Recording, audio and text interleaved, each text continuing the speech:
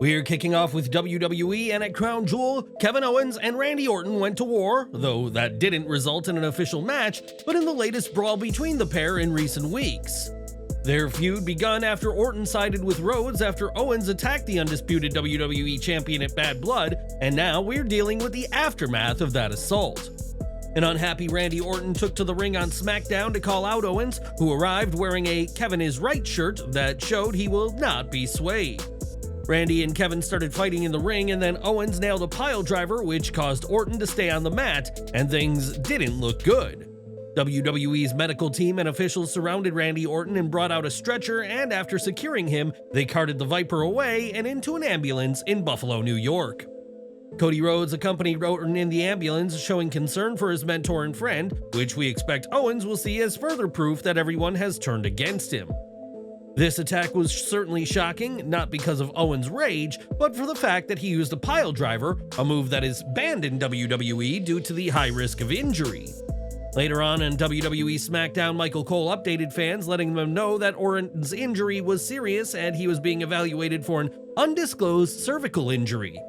While Cole mentioned this, the fact that he did means this is part of a storyline, and Randy is thankfully not really injured, but he won't be seen on WWE TV anytime soon.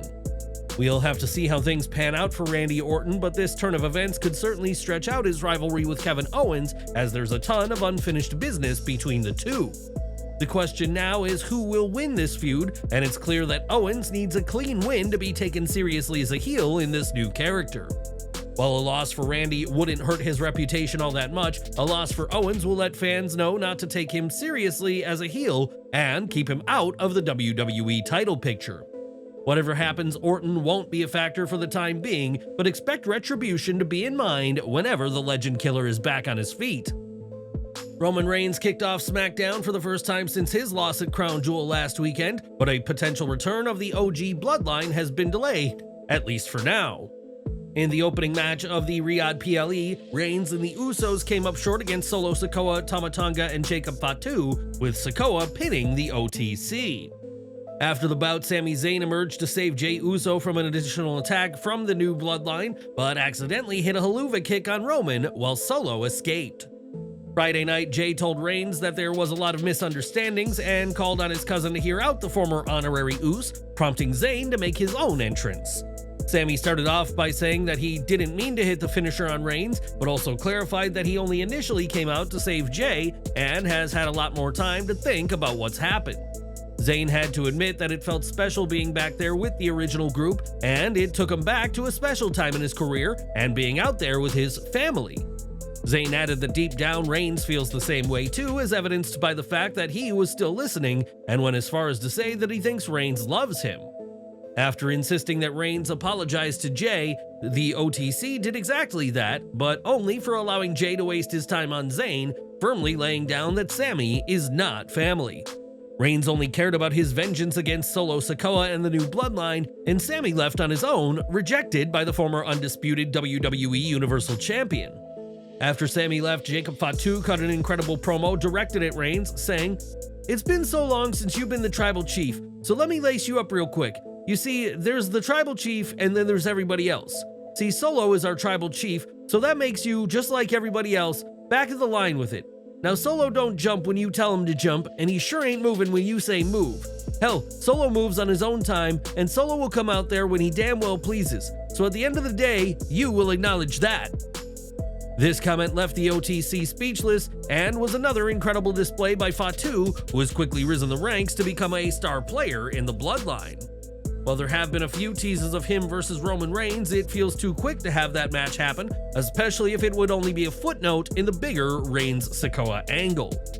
With matters dealt with in the ring, the story continued backstage, where Jey tried to talk to Reigns once more, but didn't like the OTC's attitude and walked off, as did Jimmy. This meant Reigns came to the ring on his own during the main event segment to confront Solo Sikoa, who laughed at his cousin's demand for a singles match.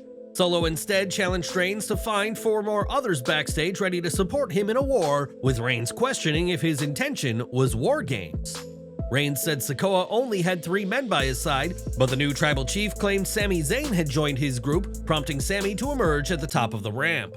Zayn stood by and watched as Reigns was attacked by the Bloodline, with the Usos coming down to save their cousin from the beatdown.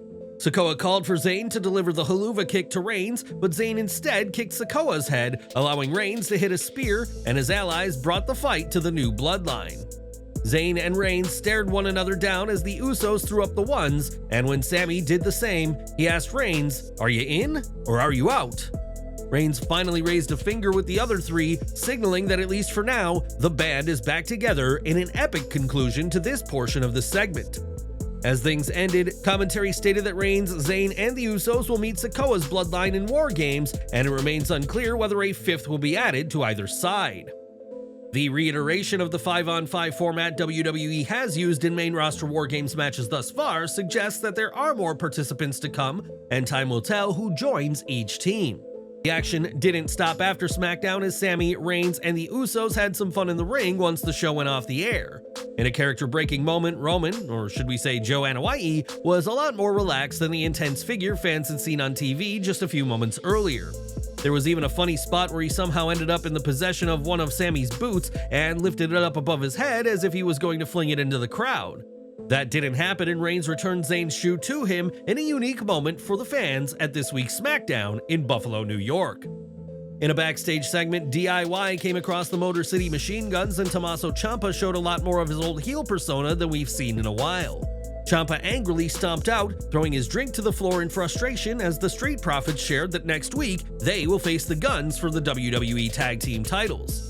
Also, eagle-eyed fans may have spotted what appears to have been Mercy the Buzzard's box behind the Profits and B-Fab in a potential tease of the Wyatt Six. In tag team action, Tommaso Ciampa went right after Pretty Deadly when the bell rang and continued to show an aggressive side fans of his heel work will find very familiar. Ciampa ended up winning all by himself with his finisher and never tried to tag Gargano in, and given that he got a single-handed win in under 2 minutes, this was the squashiest of squashes. When Gargano went to celebrate with his friend, Ciampa left him behind, and Michael Cole alluded to Ciampa's time as the Blackheart in what could be the seeds for a major change. Now, 2025 is going to be a huge year for WWE, with Monday Night Raw set to join Netflix, but right now WWE has moved to a 2-hour format for the rest of its USA Network tenure. PW Insider now reports that WWE has plans to move Raw back to 3 hours in January with the Netflix move, but that SmackDown will also become a 3-hour show.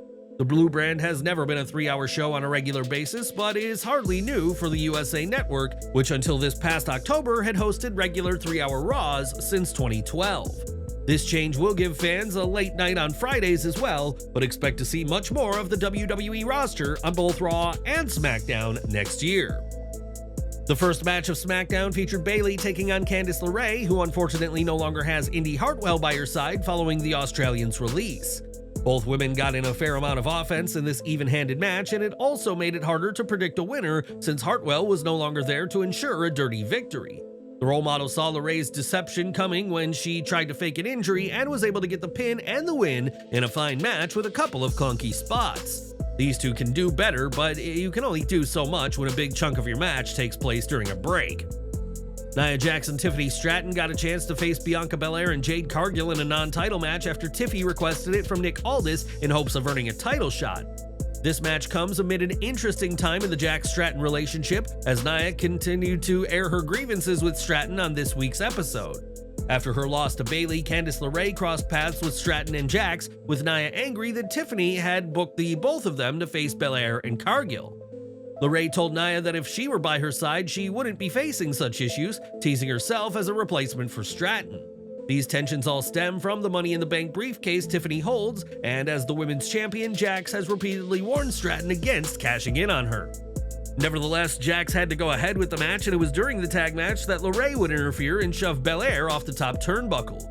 While this will have only endeared her to Nia Jax, her interference failed to be of any use to the tag team match as well, with Stratton getting distracted by her and ordering her to leave.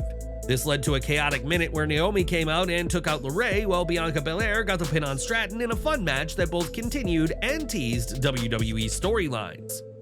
Not only did WWE further the Nia Tiffany issues, but bringing LeRae in is an interesting move, and WWE also did a good job planting seeds for an eventual Jax vs. Cargill feud. Before this week's SmackDown, Nick Aldis promised a huge announcement, and during the show's second hour, the Blue Brand's general manager did exactly that. Aldis spoke about WWE's women's division and said he wants to leave a legacy before revealing the brand new WWE Women's United States Championship. Aldis added that this title will not be awarded, but go to someone who deserves the gold, though stopped short on sharing how the first women's US champion will be crowned. After years of calls for a women's mid-card title, fans now have that on SmackDown, and it remains to be seen who will make history as the inaugural champion. Jade, Cargill, and Bianca Belair are two names fans could soon see holding the title, but in the meantime, the pair have a huge women's tag title match coming up. The champs will defend against Liv Morgan and Raquel Rodriguez on the November 11th Raw, and could we see the dawn of Liv 2 belts in just a matter of days? And what do you think of the women's US title? Are you excited at the new gold? And who should be the first champion?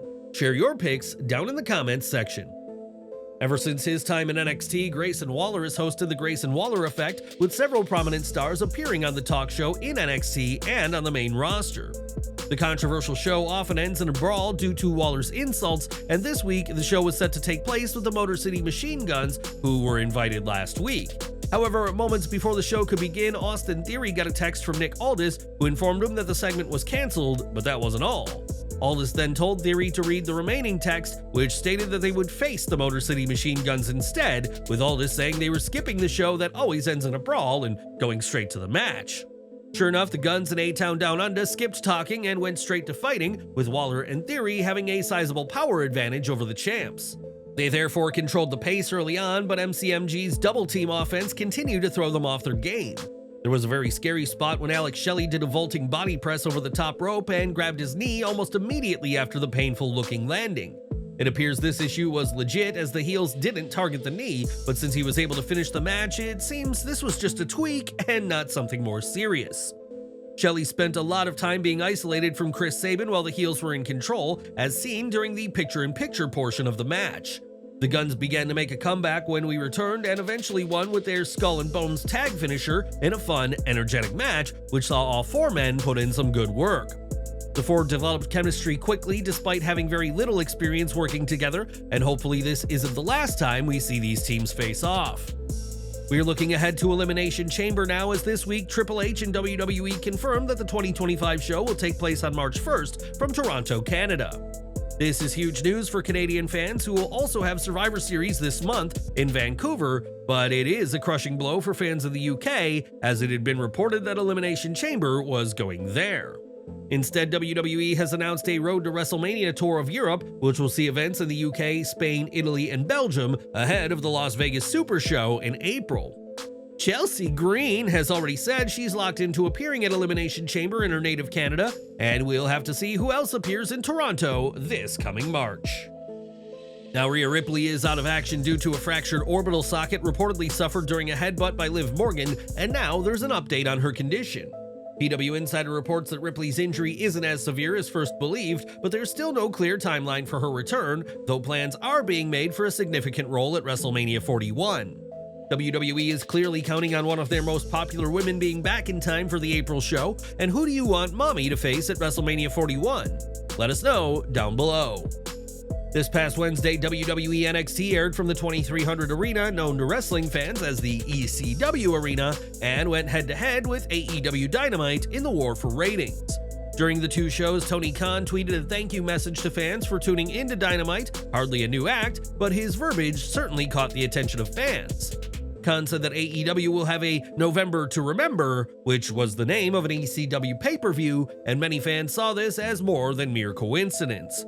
One fan said that, "You're an ECW fan and it shows," while a response said that Khan has never taken AEW to the ECW arena and was confident Dynamite would be annihilated by NXT.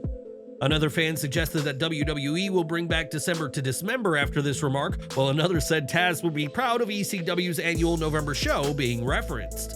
But what do you think? Was Khan's comment simply a nod to a beloved promotion, or a shot at WWE NXT in the ECW arena? Share your thoughts down in the comments. Now, WWE ID is the latest recruitment program by the promotion and aims to give independent talent who sign a clear path to a future in the sports entertainment juggernaut.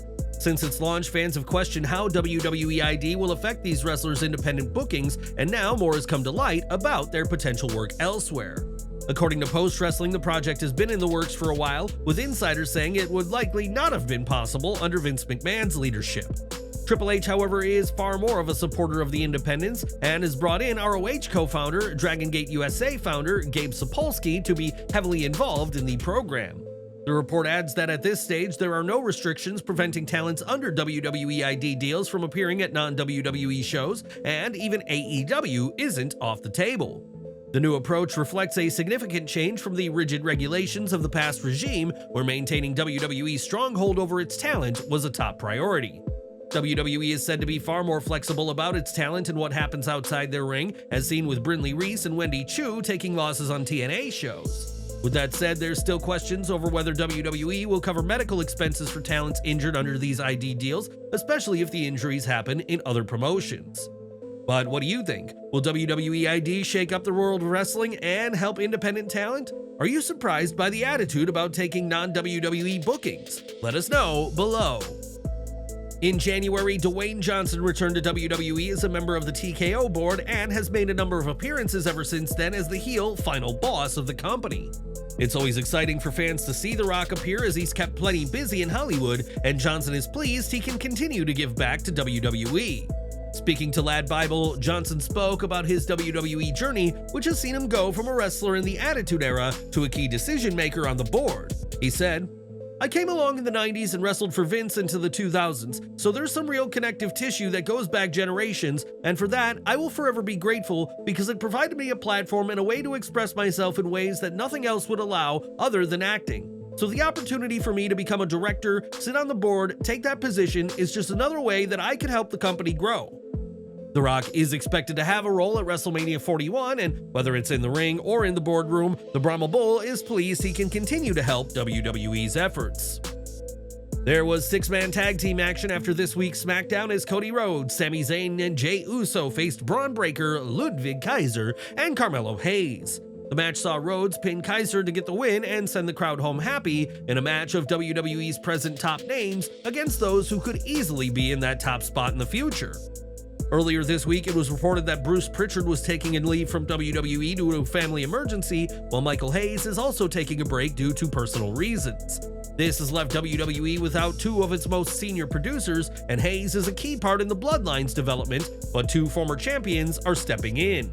Fightful Select reports that Bobby Roode and Jamie Noble are working on the Bloodline segments in Hayes' absence, as Roode has been a co-producer on many of Hayes' segments this year. Noble has produced a number of segments and matches with Hayes out, including the Crown Jewel six-man tag, as this angle is in safe hands even with Hayes and Pritchard being out. Even though he's mostly retired, Kevin Nash continues to be a force on the independent scene and has made several appearances over the years at different events. This weekend, Nash was set to appear for MCW in Maryland and also for Adrenaline Championship Wrestling, but fans wanting to see him will be disappointed. PW Insider reports that Nash is dealing with a serious back issue that is preventing him from traveling to Florida to fulfill his commitments. Both promotions have brought in replacement Hall of Famers, with JBL and Booker T stepping in, and the promotions also posted the following about the changes. We were informed early this morning that Kevin Nash suffered an injury and will not be able to travel and attend either of our events this weekend. We have been working diligently to find suitable replacements and are happy to announce that WWE Hall of Famers Booker T and John Layfield will be taking his place. With the duo stepping up, Nash missing the show is not quite as bad for the fans, but details of what the back issue entails have not emerged quite yet, and we're wishing him the best. We've got news from New Japan's Fighting Spirit event, where Hazuki became the #1 contender for the New Japan Strong Women's Championship. Hazuki triumphed in four-way action against Trish Adora, Anna Jay, and Koguma in Lowell, Massachusetts, with Hazuki getting the pin on Adora after a well-executed cradle. Hazuki's night wasn't over though, as Mercedes Moné made a surprise appearance at the show to the delight of the crowd, eager to see her confront her challenger. Moné wasted no time in hyping up their championship match, which is set to take place in NJPW Strong Style Evolved in December, and acknowledged Hazuki's impressive win. Mercedes added that stepping into the ring with her would be an entirely different challenge, but Hazuki grabbed the mic to declare that the Strong Women's title was rightfully hers. Tensions boiled over as the two women exchanged blows, culminating with Mercedes dropping Hazuki with a backstabber before the CEO taunted the live crowd with a dance. Mone left the ring, leaving a fired-up Hazuki in her wake, and fans can expect an electrifying encounter at Strong Style Evolved to determine the rightful champion. Are you excited to see Hazuki and Mercedes Mone face off at Strong Style Evolved? Who do you think will come out on top? Share your predictions and thoughts below. And we're ending with more from Fighting Spirit as Jack Perry made an unannounced appearance, attacking Yota Tsuji during the show. The attack came after Tsuji and Shingo Takagi scored a victory over the Undisputed Kingdom, and Perry would challenge the laid-out Tsuji to a match at Wrestle Dynasty on January 5th. Perry already holds the AEW TNT title and is ready to expand his presence into New Japan, and we'll have to see if Tsuji answers the challenge made to him this week.